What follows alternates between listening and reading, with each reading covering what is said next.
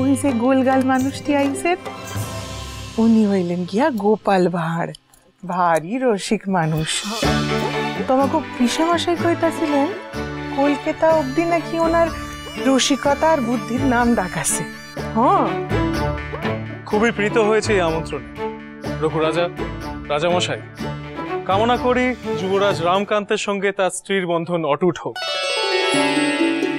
আপনারা দয়া করে আসন গ্রহণ করুন। আসুন। সে তো বটে, আগে আসুন, তারপরে বাকি ভাষণ।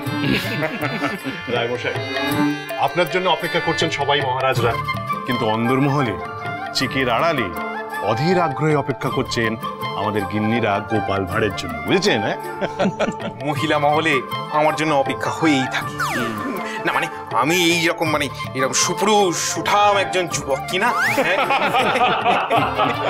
গোপাল, এরকম টুকরো টুকরো করে তোমার হাস্যরসের মজাই তো কেউ ঠিক করে নিতে পারছে না। তার চেয়ে বরং তুমি যুবরাজ এবং তার রাজরানীর উদ্দেশ্যে কিছু শোনাও, পেশ করো।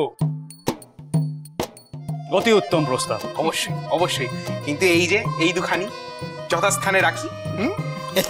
আসুন। এইবার দেখবি গোপালের রসিকতা স্বচক্ষে। বৌরানী তৈরি হও।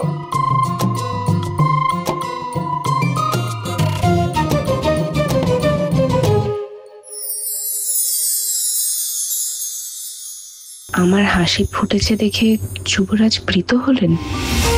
এত মূল্য বুঝি আমার হাসির?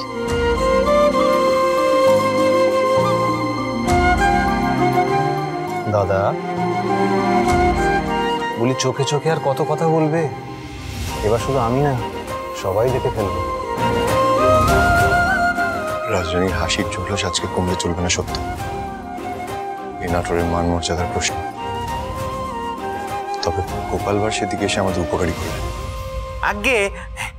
আমি আগে রাজা মশাইয়ের কাছে ক্ষমা চেয়ে নিতে চাই, কারণ আমি ভাঁড়, অনেক অপরাধ নিজ গুণে ক্ষমা করে দিতে হয়। আগে রাজামশাই সেই অনুমতি দিন। বেশ, অনুমতি দেওয়া হলো। বলো কি রসিকতা করবে? রাজামশাই, যুবরাজ সদ্য বিবাহিত, তাই বিবাহের আসল বিষয়খানা আমি যুবরাজকে স্পষ্টভাবে বুঝিয়ে দিতে চাই। সে কি হে গোপাল, তুমি কি গোড়াতেই ভয় পাইয়ে দিতে চাও নাকি? না না না না, ভয় নয় ভয় নয়, সমীহ, যা আমরা সবাই করি। আর যুবরাজ সদ্য বিবাহিত, তাই বিবাহের মূল বিষয়টা তার তো স্পষ্টভাবে জেনে নেওয়া উচিত, তাই না? হ্যাঁ, তবে এর জন্য কিন্তু আমার সকলের সহযোগিতা লাগবে। কথার মধ্যে কেমন ছদ্ম কৌতুক, তাই না পিসিমা? আবার সবার সাহায্য চাইছেন। আমরা তো সব দেখছি, না শুধু পটর পটর কথা বললি। উনি তো আমার আর যুবরাজের উদ্দেশ্যে রসিকতা করবেন বললেন। তা তোমরাই তো আজ আমাদের মধ্যমণি। শোনো শোনো, কি কথা কয় শোনো। রাজ রাজেশ্বরী রানী ভবানী প্রতিদিন রাত 8:30টায় স্টার জলসায়।